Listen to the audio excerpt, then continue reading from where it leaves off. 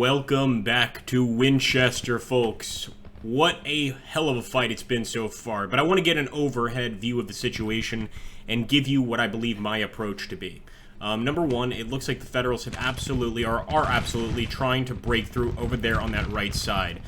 So we do have, is it Great Horn? I believe it's Great Horn over there, as well as Cock over here. I don't give a shit. Just take it for what it is. And we're going to put him a little farther forward so that he's right next to the artillery. We'll also take Bartow, and I suppose we could also push Bartow to defend this right side, but I think we'll just keep him here for now. We do still have Johnston and Jackson there, as well as good old B Jr. trying to roll up the Union line, and that's going to be the goal. It's going to be to roll up the Union line before they can really be any sort of a threat to our men. So far, Evans has done an exceptional job, so I just want to keep Evans firing. I was considering detaching skirmishers, but now we're in a proper battle, so let's not bother. Let's just get into the fight. I hope these redcoats do make a difference. Yeah, we styled this, guys. Well, I should say I styled this particular unit. Pretty sure this is either the Indian Company or it's the South Carolina boys. It's probably the South Carolina boys because Evans is a general you get pretty early on. Well, here we go, man. Talk about just rattling muskets all over the damn place. The enemy did actually manage to cross that bridge. 1st Brigade, I think it's just a group of skirmishers. So I think we figured out the riddle of the bridge, and it's simply this. If you try to cross with too many men, you won't be able to. You need to have a limited amount of men actually making that crossing. And some additional excellent news, that is that 3rd Brigade and 2nd Brigade are running for the hills. So at this point, we can take Cheatham and focus here on the next enemy unit, 2nd Brigade's detached skirmishers. And by the way, Cheatham has also done exceptionally well. We'll remember these men, these guys that did quite well in the beginning of the fight. Let's see who's right up there in the front, and it is going to be Ewell, trying to do everything he can to send those skirmishers right back to where they came from. But I see this flanking fire that we're getting with Jackson. I mean, the Union force is getting devastated right now. We might not even have to wait for our arriving forces over here from the west. I think we can start rolling up the enemy army right now. In fact, I'm even going to bring in Loring's brigade, and I'm going to try to use some of the suggestions given here to get these charges to work. So we're going to send the cavalry right there to the enemy flank, and then we're going to hold control and charge in. Man, things are looking pretty awful for the Union. This may be a dramatic victory for the Confederacy. How great would it be if we could just get a major victory right now? Man, I tell you what, I'd love it. So here we go. Let's hope this works. I'm going to hold that Alt button. Someone said either hold Alt or Control. Let's hope that Alt is correct here. Here we go. Beautiful. Look at that, man. Oh, I see it. I see the charge button. And we're going to charge right there, guys, with William Loring. The glorious Loring charge, boys. This day shall be remembered, hopefully in the future of a great nation.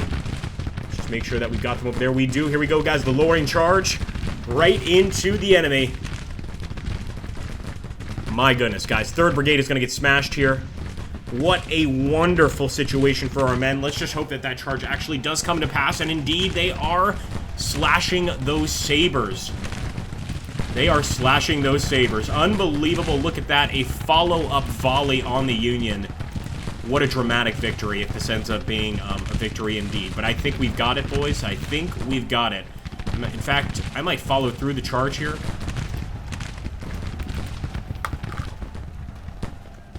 Make sure we can do that. Let's go, boys. No need to stop. Loring and his men, 2,500 cavalry, by the way. 2,500 cavalry. Getting another attack there. I hope we haven't overextended, but I'd like to think that we are doing just fine here. Let's get those detached skirmishers. We might actually reattach those skirmishers eventually, but given that the battle is going so damn well, I think I'll hold. Unfortunately, definitely pushed it a bit too far there with 3rd Brigade. Need you to fire, Evans. That's it. Don't go crazy now. Well, Loring is still fighting, but I think he is absolutely retreating. He deserves a hero's welcome when he gets back to Virginia. To Rebel Virginia, I should clarify. see what's going on over here. So absolutely, the Federals are still sending troops over. But I think if we keep getting casualty results like this on them, we might be able to end the battle quite early here. Even over here, we are managing to smash away at 1st Brigade. It is a Rebels' day. It certainly is a Rebels' day. So we'll even take 3rd Brigade, might as well. We want B Jr. to keep on getting those kills, and I believe actually luring... They are broken, yeah, they are broken. I'm not gonna try and paint it like anything else, but it looks like they're not retreating completely. They might just kind of fall back here and hang out for a bit. 301 losses, but I'd like to think the amount of casualties they inflicted is dramatic. So actually, I'm gonna move them even farther back here. Just have them fall back entirely. Retreat, boys, retreat! You've done more than enough work today for the South, and we thank you for it. We do. Look at that. Even at this distance with that Mississippi rifle, we're getting some pretty nice shots on 3rd Brigade. Did not think that that was that effective of a weapon, but I might have to change my mind. So here we go. What do we do with Bartow? Now, the thing is, this guy's about to break. So let's bring Bartow over here.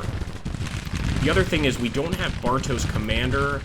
Oh, yes, we do. We brought him over. So initially we had Walker a little far away from his core commander, and somebody in the comments mentioned to just not do that in the future. Lesson learned. You know, the best thing is just to bring the other core commander behind our current position and try and set it up that way, I guess. Now look at this, guys. Even in terms of topography, we've got the top of the hill here. I think Colonel Nathan Evans' men are just getting a killing at this point. I am still focusing on the infantry, but soon we will start focusing on the artillery.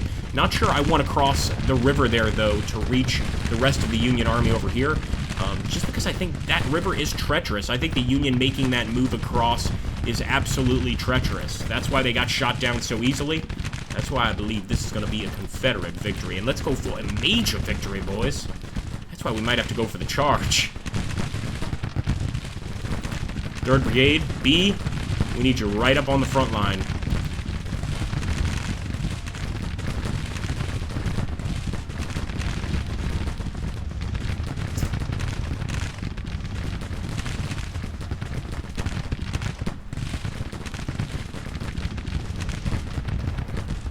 As mentioned before, the only reason we're getting those low ammo messages is because of our skirmisher units, which of course don't have as many rounds, well, just not as many men overall. So that can cause some issues there, and actually we'll need to redraw Bartow's position there. Although I feel confident that we can hold this this Union push. And Cheatham's men. Is it Cheatham? Man, what a great commander here. We're going to hopefully be using him a lot in the future. Now, already, I'd love some advice from those of you that are particularly talented here in the game. What do we do once we beat this army? Surely these guys are going to have to retreat back to Washington, and I'm not going to give chase because I want to try and, well, recruit as many men in between as possible. But do we maybe try and send one of these armies out to try and capture additional Union territory, or do we just remain back here and, you know, recuperate our losses, essentially? What is the right course of action? And I want to send B in here. I want to send B Jr. in here for a charge. I really do. Here we go. Let's have B charge, boys. Also going to redraw that artillery right there.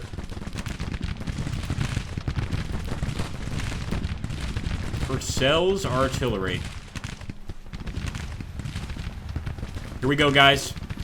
B Jr., he hasn't let us down yet, and now going for his glorious charge. Will it make a difference? I'm not sure. Unfortunately, 4th Brigade with Kirby Smith here has been broken. So it's not like the enemy's not giving us a fight. They are trying to break us, but I don't think they're succeeding at it.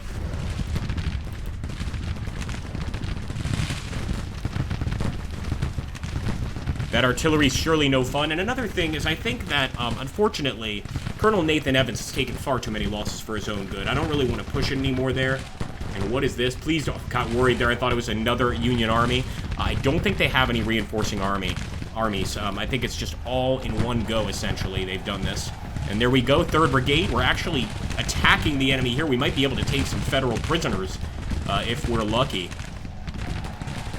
Even the general is getting close. Hardy, William Hardy is getting up close and personal. I'm not sure this is a good idea. He really wants to get that win, man. We shall remember this day when General Haughty himself got down on the battlefield, swinging his sword to try and stop the Federal foe. And I lied, we will move forward with Cheatham, with Evans, because I want to get a flanking shot here on the enemy. Why are they wearing that rebel gray? I can't abide by it, guys. I just can't. I shall not accept that. Well, hopefully the day is won here fairly soon. I don't see how they can possibly win, and I do see the enemy running in terror.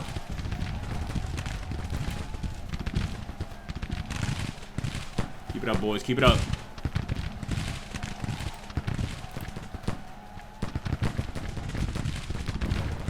Let's get these guys as well. 1st Brigade.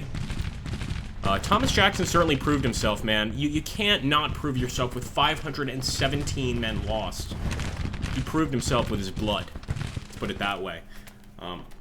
Glad that we don't have any lost generals or commanders during this fight, but obviously something to be concerned about with this much lead flying around the battlefield.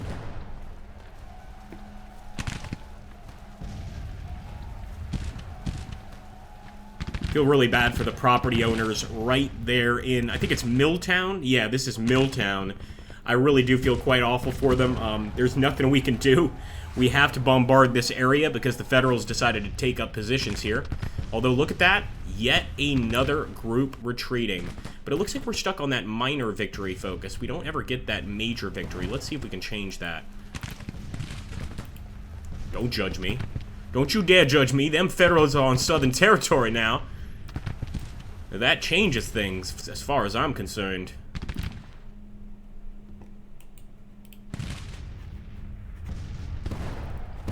Prisoners once they make it past the state lines. Yeah, let's move this up. Move the artillery forward. This artillery as well, under Major Thomas Rossell.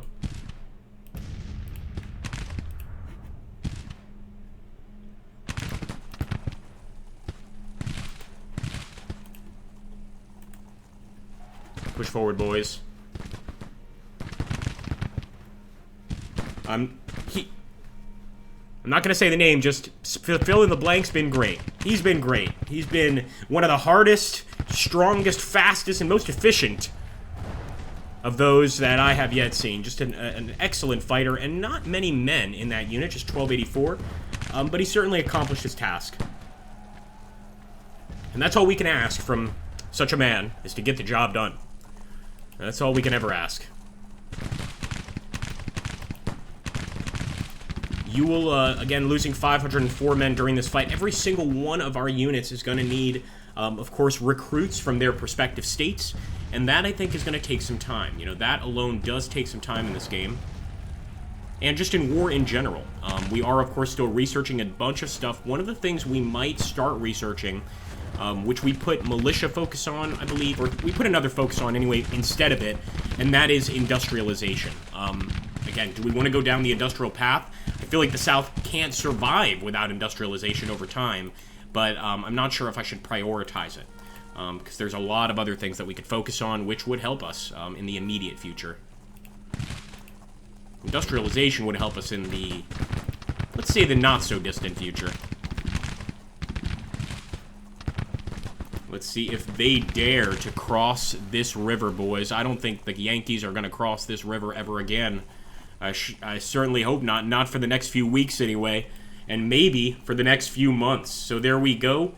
We are going to let the enemy get away. Why not? We're not going to try to chase anybody down. Well, except for existing artillery units that are continuing to attack us. And I suppose a few shells never really hurt anybody. A few fireworks to celebrate our victory there, let's say. Come on, boys. What a beautiful battlefield, though. Certainly, we lost a lot of men on our side, too. We actually see almost entirely a whole Confederate line right here, just laying out dead. But keep in mind, a lot of the gray coats on that side of the river, those are enemy units with gray coats. That's right, believe it or not.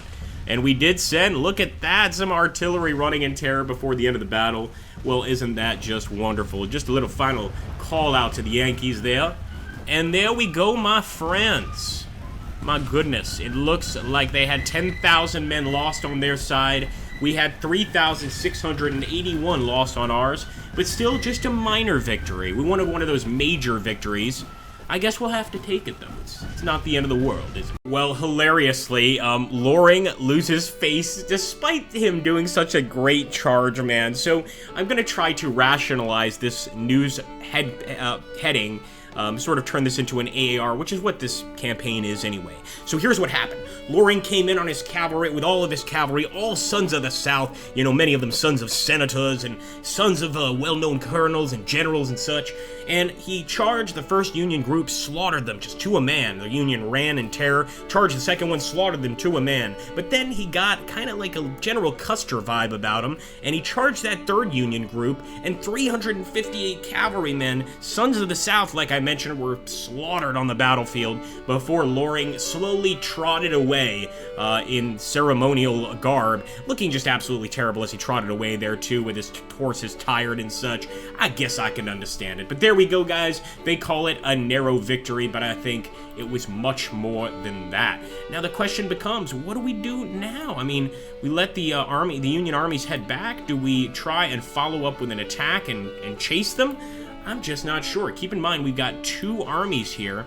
The Army of the Shenandoah and the Army of Virginia. And it looks like the Army of Shenandoah is going to need, of course, some time to recuperate. The weather's pretty awful. Looks like it's raining all over the damn place.